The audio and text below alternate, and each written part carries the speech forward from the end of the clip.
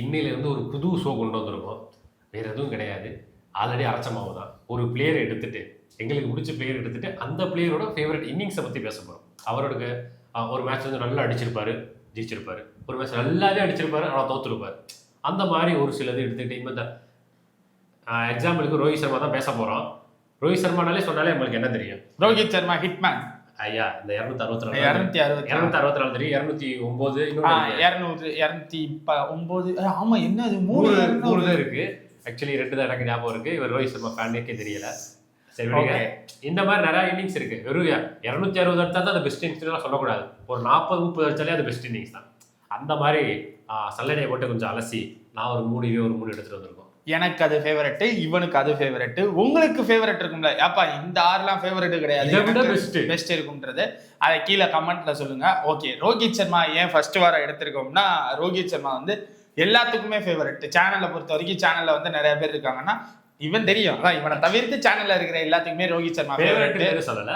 இது எல்லாத்துக்கும் ஃபேவரட், அதனால போய் அதனால ஓட்டு அதிகமா விழுந்தது ரோஹித் சர்மாக்கு தான். அடுத்த வாரம் அப்ப அடுத்து யாருக்குன்றதையும் கீழே கமெண்ட்ல சொல்லுங்க. ஓகே, ரோஹித் சர்மாவோட favourite innings first. Rohit Sharma வந்த காலம் அப்படின்னு ஒண்ணு இருக்குங்களா, வந்த டைம்லயே ஃபர்ஸ்ட் ஒரு இன்னிங்ஸ் எல்லாத்துக்கும் அந்த நாங்க சொல்லணும் எடுத்து வச்சிருக்கிற நான் இதுல நான் வருவேனா அப்படி.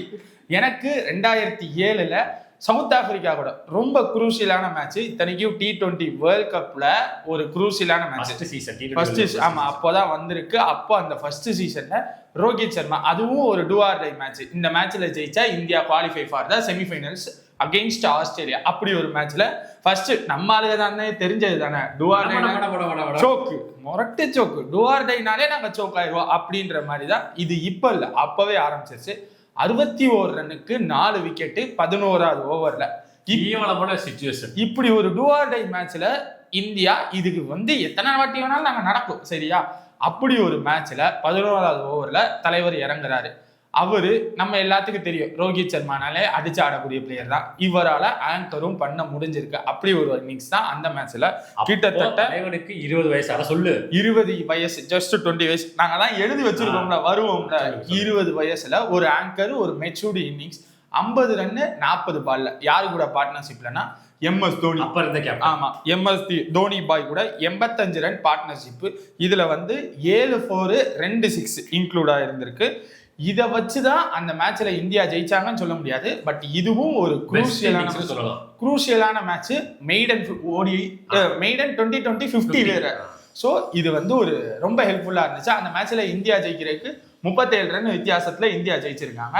ஸோ ரோஹித் சர்மாவோட இது ஒரு best innings, best knock. Debut ஆயிட்டாரு அந்த மேட்ச்ல, தெரிஞ்சிச்சு ஓகே ரோஹித் சர்மான்னு ஒருத்தர் வளர்ந்து வர்றாரு அப்படின்னு சொல்லிட்டு. ஓகே, இது என்னோட ஃபர்ஸ்ட் ஃபேவரட். இப்ப நான் கொண்டு வரேன். தம்பி வந்து T20 பேசுறாரு, நான் வந்து ODI கொண்டு வரேன். ஓகே, ஆஸ்திரேலியா கூட எந்த வருஷம்? பெர்த்ல ஜனவரி 12 இல்ல சார், பர்த் பெர்த்னா பி, இது பெர்த்.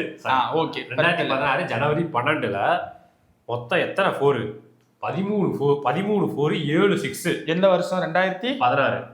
அதுக்குள்ள அங்க போயிட்டீங்க. நடுவுல எல்லாம் பெஸ்ட் இன்னிங்ஸ் உங்களுக்கு இல்ல சாரி சார், நீங்க பார்த்ததுல இவருக்கு அது பெஸ்ட் இன்னிங்ஸ். ஓகே, அதுல வந்து தலைவர் வந்து 163 பால்ல 171 ரன்.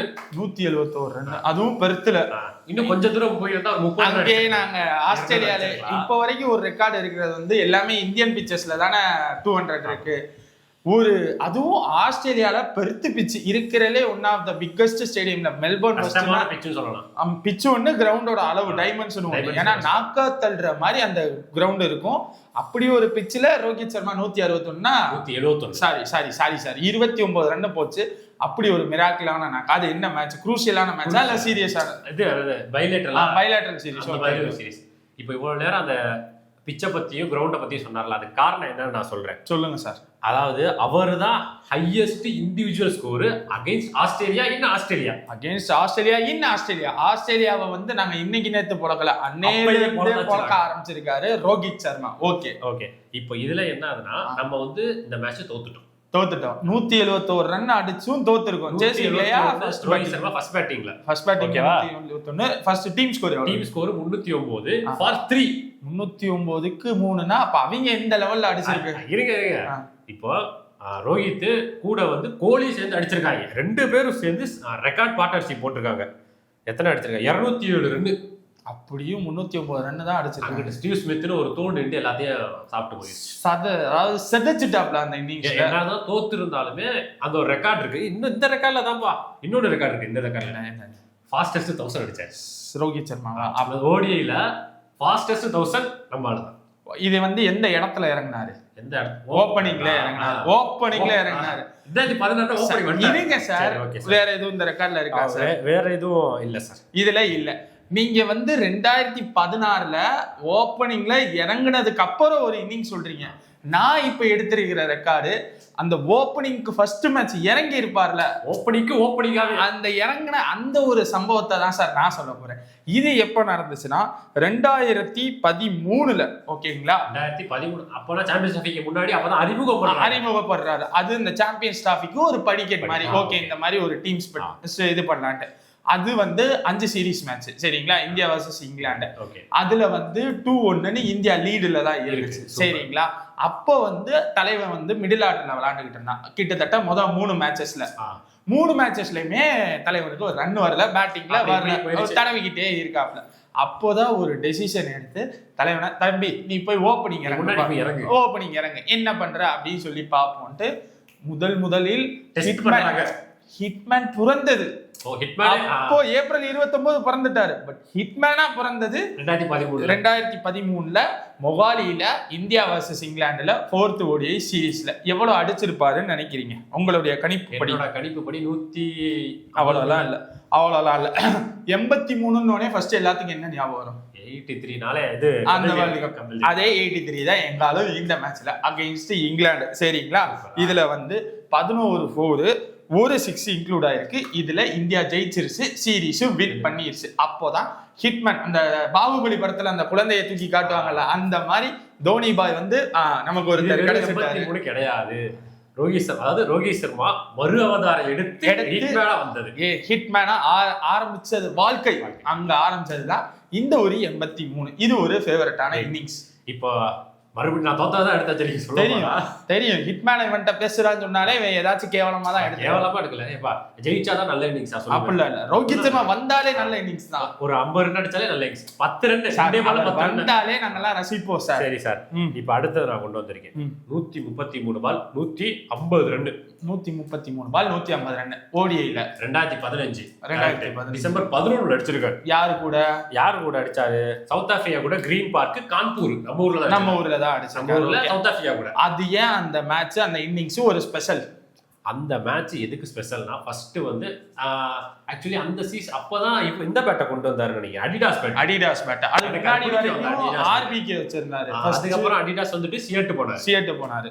எம்ஆர்எஃப் வச்சிருந்தாரு, நடுவுல எம்ஆர்எஃப் வச்சிருந்தாரு. எனக்கு ரோஹித் சர்மா ஏன் பிடிக்கும்னா, இவரும் இந்த பேட் அடிடாஸ் வச்சிருந்தாரு, சுரேஷ் ரெய்னா வச்சிருந்தாரு, சச்சினும் வச்சிருந்தாரு.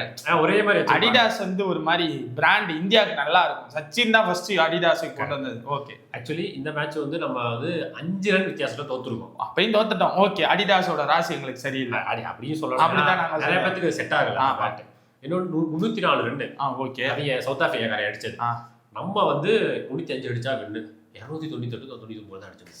அதுலயே ரோஹித் சர்மா எவ்வளவு அடிச்சாரு? ரோஹித் சர்மா தான் பாதி அடிச்சிருக்காரு. பாதி, கிட்டத்தட்ட ரோஹித் சர்மா பாதி. மிச்சம் எல்லாரும் சேர்ந்து கொஞ்சம் கொஞ்சம் அடிச்சிருந்தாலே ஞான இந்த மேட்சை தோத்ததுக்கு யாரு காரணம்? தோனி, ரெய்னா, இந்த மாதிரி பிளேயர்ஸ், நம்ம பிளேயர்ஸ் இல்ல, அங்கிட்டு 2 பவுலிங் கெட்டா மாதிரி இருந்திருக்காங்க. யாரு? ABD Faf. அவங்க அடிச்சதால தான் ஓகே. அதுக்கப்புறம் நம்ம அந்த ரபாடாவா, ஆமா, அவங்களெல்லாம் சமாளிக்க முடியாது நம்மளால. ஓகே, அந்த மேட்ச்ல அது கரெக்டா எனக்கு அந்த மேட்சா தெரியல. தோனி வந்து கடைசியில பினிஷ் பண்ண முடியாம தடவி இருப்பா. அது அந்த மேட்ச் தான் கரெக்ட். நல்லா போயிட்டு இருக்கும், நம்ம தான் ஜெயிச்சிருவோன்ற மாதிரி போயிடும். அதுல ரோஹித் சர்மா சூப்பரா விளையாடுவாரு. ரோஹித் சர்மா விக்கெட் ஆவாரு, அப்படியே மொத்தமும் முடிஞ்சிடும். ஓகே, இதுல வேற எதுவும் உங்களுக்கு ஹைலைட்டா சொல்லுங்க? இதுல பிரச்சனையே வந்து ஃபைனல் ஓவர்ல 11 ரன் வேணும். தோனி தான் நின்றாரு. அகிஸ்டோ ரபாடா முடிச்சே விட்டாரு. தோனி ஃபர்ஸ்ட் பாலே அவுட்னு நினைக்கிறேன். கேட்ச் டாப் எட்ஜ்ல கேட்ச் போகும்னு நினைக்கிறேன். கரெக்டா தெரியல. அந்த சீரிஸ் நம்ம தோத்தோம் தான் நினைக்கிறேன். சீரிஸ் எனக்கு தெரியல, பட் அதுல இந்தியா தோத்துச்சு. அந்த மேட்ச் எனக்கு நல்லா ஞாபகம் இருக்கு. சவுத் ஆப்பிரிக்கா, இதுதான் சவுத் ஆப்பிரிக்கா, இவங்க தான் கப் அடிப்பாங்க அந்த மாதிரி இந்த டீம். ஆனா கப்பு மட்டும் நான் அடிக்க மாட்டோம் சார். ரோஹித் சர்மா பேசினா ரோஹித் சர்மா வந்து பேசுவோம். சவுத் ஆப்பிரிக்கா இது கலைச்சுக்கிட்டு. சவுத் ஆப்பிரிக்கா கலாய்க்கல சார். அப்படி ஒரு டீமை 150 ரன் இங்கிட்டு அடிச்சிருக்காரு. அது நம்மளால ஜெயிக்க முடியும். நம்மளால ஜெயிக்க முடியல. ரோஹித் சர்மாவால சவுத் ஆப்பிரிக்காவை அடக்க முடிஞ்சு. ஆனா சவுத் ஆப்பிரிக்கா இந்தியன் டீமே அடக்கிடுச்சு. இப்படி சொல்லலாம். இப்படி வாங்க. ஓகே, உங்களுக்கு இதுல இது இருக்கா சார்? அடுத்தது நாங்க வர்றோம் சார். இது வேர்ல்ட் கப் சரிங்களா? 2015 வேர்ல்ட் கப் தோத்ததுக்கு அப்புறம் 2019 வேர்ல்ட் கப்ல மறக்க வேண்டியதுதான். பட் 2019 வேர்ல்ட் கப்ல தலைவன் ஃபர்ஸ்ட் பேட்டிங்க்கு போறாப்ல சவுத் ஆப்பிரிக்கா. அதே சவுத் ஆப்பிரிக்கா. அந்த இது ஒரு சீசன் எப்படின்னா 2015 நம்ம தோத்துட்டோம். 2019 ஒரு சில பேத்துக்கு லாஸ்ட் வேர்ல்ட் கப்பா இருக்கும். அதனால இவரு சச்சினுக்கு வாங்கி கொடுத்தாரு. அதாவது MS தோனி பாய் சச்சினுக்கு வாங்கி கொடுத்தாரு. அந்த மைண்ட் செட்ல நம்ம எல்லாரும் சேர்ந்து, அதாவது ரோஹித் சர்மா, விராட் கோலி, புவனேஸ்வர் குமார், பும்ரா, ஜடேஜா இவங்க எல்லாரும் சேர்ந்து அந்த கப்பை தோனி பாய்க்கு வாங்கி தரலான்னு ஒரு மைண்ட் செட்ல நினைச்சு இறங்கின வேர்ல்ட் கப் தான் 2019 வேர்ல்ட் கப். அதுல ஒரு சில லூப் ஹோல் இருந்துச்சு. லைக் அந்த வேர்ல்ட் கப்ல எப்படின்னா யாரு ரோஹித் சர்மா கூட ஓப்பனிங் ஆடுறது, ஏன்னா தவான் அப்ப இன்ஜுரியில இருந்தாங்க. சோ யார் இறங்கலாம் அப்படின்னு சொல்லி ஒரு மாதிரி செட் ஆயிடுச்சு. எப்படின்னா KL ராகுல் ஓப்பனிங் அப்படின்னு சொல்லிட்டு அந்த ஒரு மைண்ட் செட்ல 2019 சவுத் ஆம்டன்ல India versus South Africa first batting India ஆடுறாங்க சரிங்களா? இந்தியா பேட்டிங் ஆடினாங்களா? யாரு? கரெக்டா இந்தியா விளையாடையில ரோஹித் சர்மா தலைவன் ஃபர்ஸ்ட் மேட்ச் ஓகே நான் இருக்கேன்பா இந்த வேர்ல்ட் கப்ல, நான் என் பேரை நாட்ட போறேன் அப்படின்னு சொல்லிட்டு கடைசியில தான் எல்லாத்துக்கும் தெரியும். ஆனா அவருக்கு தான் தெரியும், அவர் தான் நான் தான் பண்ண போறேன் அப்படின்னு சொல்லிட்டு சவுத் ஆப்பிரிக்காவுக்கு அகைன்ஸ்டா கிட்டத்தட்ட 122 ரன் ஃபர்ஸ்ட் பேட்டிங்கா செகண்ட் பேட்டிங்கான்னு எனக்கு கரெக்டா தரல. அது உங்களுக்கு தெரிஞ்சுச்சுன்னா கீழே கமெண்ட்ல சொல்லுங்க. அது எந்த பேட்டிங் சார்? அதான் சார் நானும் பாக்குறேன். ஃபர்ஸ்ட் பேட்டிங் தான் நினைக்கிறேன். 22 கரெக்ட். அதுல சவுத் ஆப்பிரிக்கா சேஸ் பண்ணிருக்கோம். அதான் நம்ம சேஸ் பண்ணிருக்கோம். ஆனா சவுத் ஆப்பிரிக்கா மட்ட வீட்டுக்கு போயிட்டாங்க. ஆமா கரெக்ட். ஆனா நாங்க அப்படி பொறுமையா சவுத் ஆப்பிரிக்கா என்னெல்லாம் பண்ணாங்களோ அதெல்லாம் நாங்க பண்ணாமல் ரோஹித் சர்மா ஒன் மேனா ஓகே நான் ஆங்கர் இன்னிங்ஸ் ஆட போறேன், மேட்சை ஜெயிக்க போறேன், என்னோட அவசரம் இந்த வேர்ல்ட் கப்ல இருக்காது. இப்போதான் அவசரம்ங்கிறத விட அந்த மைண்ட் செட்டுன்னு சொல்லலாம். ஆங்கர் இன்னிங்ஸ் அப்படின்னு சொல்லிட்டு 13 4 2 6 23வது ODI 100 சவுத் ஆம்டன்ல வேர்ல்ட் கப்ல இந்தியாவுக்கு சவுத் ஆப்பிரிக்காவுக்கு அகைன்ஸ்டா என் தலைவன் பதிவு செய்தார். ஆக்சுவலி இது ஹிட்மேன் அடிச்சது இல்ல, பொறுமையா அடிச்சது. அதாவது ஹிட்மேனுக்குள்ள டிராவிட் பூந்தால் எப்படி இருக்கும் அந்த மாதிரி. ஏன்னா 122 ரன் 144 பால்ல இதெல்லாம் தலைவரோட சரித்திரத்துல கிடையவே கிடையாது. பட் அந்த ஒரு 100 இந்தியாவுக்கு ஒரு ஹோப் கொடுத்துருச்சு. ஓகே ரோஹித் சர்மா மொரட்டு ஃபார்ம்ல இருக்காரு, நாங்க இவரை நம்பி வேர்ல்ட் கப்புக்கு போறோம், கண்டிப்பா வேர்ல்ட் கப் ஜெயிக்க போறோம். பட் வேர்ல்ட் கப் ஜெயிக்கல. இது என்னோட ஸ்டாட்ஸ்பா. ஓகேப்பா. அடுத்து இவர் 2019 ஒரு வருஷம் முன்னாடி போறேன். 2018 பத்தி சொல்ல போறேன். ஆக்சுவலி 2019 நீ சவுத் ஆப்டன் சொன்ன, நான் நாட்டிங்காம். அது எங்க சார்? இங்கிலாந்து தான் இருக்கு. இங்கிலாந்து இருக்கதான் நம்ம விளையாண்டுருக்கோம். நம்ம ஆள் 137 பால். யாரு? சாரி சார், 137 ரன் 114 பால் நடிச்சு. யாரு கூட? அதான் சொன்னேன்ல. யாரு? இங்கிலாந்து கூட இல்ல சார் கேக்குறேன். ஓகே இங்கிலாந்து கூட ஃபர்ஸ்ட் அந்த இது பைலேட்டரல் சீரிஸ் ஃபர்ஸ்ட் ODIல அடிச்சிருக்காரு. அதாவது 2018ன்னு சொல்லிட்டேன். அதே மாதிரி இதுல 15 4 4 6 என்ன, அதாவது நம்ம இப்போ இருக்கிற ரோஹித் சர்மா தான் 6 கவுண்ட் கூட இருக்கு. அப்ப இருக்கிற ரோஹித் சர்மால 4 மட்டும் தான் அதிகமா இருக்கு. பட் தலைவரோட 6 இப்ப இருக்கு. ஓகே ஆக்சுவலி நம்ம 268 சேஸ் பண்ணணும். நம்ம சேஸ் பண்ணணும். ஆனா 51 பால் ஸ்பேரிங்ல சேஸ் பண்ணிருக்கோம். 51 பால்ல சாரி 59 பால் ஸ்பேர்னா இதுல மிச்சம். அதான் இல்ல புரியுது. ஆனா நீங்க என்ன சொன்னீங்க, நம்ம நீங்க தோக்குற ரெக்கார்டா தானே எடுத்துட்டு வர்றீங்க. அதான் ஒரு செகண்ட் அப்படியே, அதாவது எப்ப பார்த்தாலும் இதுக்கு தோத்துக்கிட்டு 3 ரெக்கார்டு பேசிருக்கீங்க சார். 2 தோக்குறதா பேசிருக்கீங்க, 3வது தோக்குறதா பேசுவீங்கன்னு மைண்ட் செட்ல இருந்தேன். திடீர்னு ஜெயிக்கிறேன்ட்டீங்களா, அந்த குழப்பத்துல இருந்தேன். ரோஹித் சர்மா நம்ம காண்டி கப்பலா அடிச்சு கொடுத்துருக்காரு. அதை நம்ம மறக்க முடியாது. தம்பி நான் மறக்கல, நீ தான் மறப்பாரு. நான் பிடிக்கலன்னு சொல்லல. என்னோட பாயிண்ட் ஆஃப் வியூ எல்லாருமே ஜெயிச்சது மட்டும் தான் பேசுவாங்க, தோத்ததுலயே ஒரு நல்லது இருக்குன்னு தான் சொல்றேன். அதே மாதிரி ஓகே இந்த இன்னிங்ஸ் பேசி முடியும். இந்த இன்னிங்ஸ்ல நம்ம 2 விக்கெட் தான் வந்தோம். 269 சேஸ் பண்ணிருக்கோம். 269 யார் அடிச்சிருக்கா? ரோஹித் சர்மாவும் அப்ப இருந்த கேப்டன் விராட் கோலி 75, நம்ம ஆள் 137. அதாவது சிங்கிள் ஹேண்டடா எங்க ஆளு கொண்டு போயிருக்காங்க. S okay super. இதுல எதுவும் வேற ஹைலைட்டா என்ன சொல்றதுன்னா எதுவுமே இல்ல. ஆக்சுவலி இதுல பெஸ்டானது அந்த 51 பால் ஸ்பேரிங்ல ஜெயிச்சது. காரணமே இவங்க 10 ஓவர் கிட்டத்தட்ட ஸ்பேர்ல போட்டாலே அடிக்கணும்ன்ற மைண்ட் செட்ல விளையாண்டு இருக்காங்க. ஆனா எதுக்குன்னு தெரியல.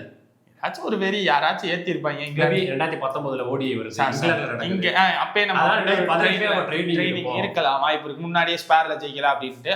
ஆனா கடைசியில அந்த இங்கிலாந்து தான் ஜெயிச்சுட்டு போனாங்க. அது நமக்கு தேவையில்லாத விஷயம். இருந்தாலும் கரெக்ட். ஓகே சார், இப்போ ரோஹித் சர்மால 6 இன்னிங்ஸ் பேசியிருக்கோம். இந்த 6 இன்னிங்ஸை தவிர்த்து இன்னும் ஏகப்பட்ட இன்னிங்ஸ் இருக்கு. ஸ்ரீலங்கான்னு வந்தாலே ரோஹித் சர்மா வந்து ஒரு ருத்ர தாண்டவம் எடுப்பாரு. இந்த 2020 கிட்டத்தட்ட ஃபாஸ்டஸ்ட் செஞ்சுரி வந்து அவர்கிட்ட தான் ரெக்கார்டு இருக்க வேண்டியது.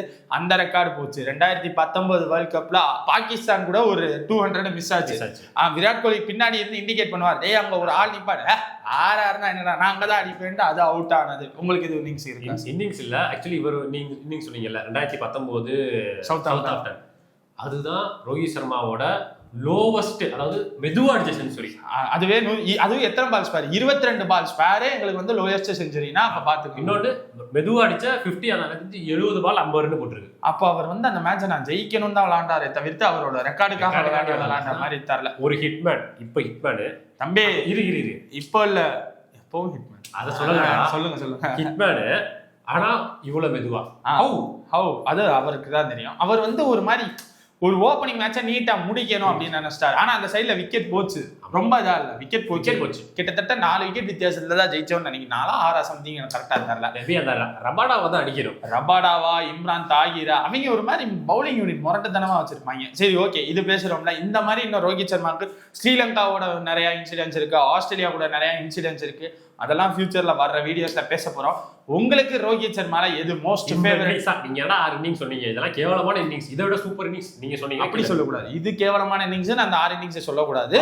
அவங்களுக்கு ஃபேவரட்னு சொல்லட்டும். இது எனக்கு ஃபேவரட் இல்ல, எனக்கு வந்து இதுதான் ஃபேவரட் அப்படின்னா அதை கீழே கமெண்ட்ல சொல்லுங்க. அடுத்த வாரம் யாருக்கு சார் போறோம்?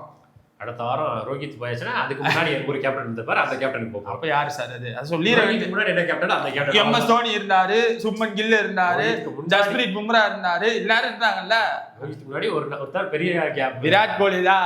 எதுக்கு இவ்வளவு பேசிக்கிட்டு? அடுத்த வீடியோல விராட் கோலி தான் பேச போறோம். ஓகே, உங்களுக்கு விராட் கோலியோட ஏதாச்சும் மெயினான மேட்சஸ் இருந்துச்சுன்னா அதை கீழே கமெண்ட்ல சொல்லுங்க, அதையும் நம்ம அடுத்த வீடியோல பேசுவோம். இல்ல நம்ம எப்படி நம்ம ஒரு 6 மேட்சஸ் எடுத்துட்டு வருவோம். ஸோ இந்த சீரீஸ் எப்படி இருக்கு, இந்த சீரீஸை பத்தி உங்களுக்கு ஏதாச்சும் கருத்துக்கள் இருந்துச்சுன்னா அதை கீழே கமெண்ட்ல சொல்லுங்க. அடுத்த வீடியோல வந்து சந்திக்கிறோம்.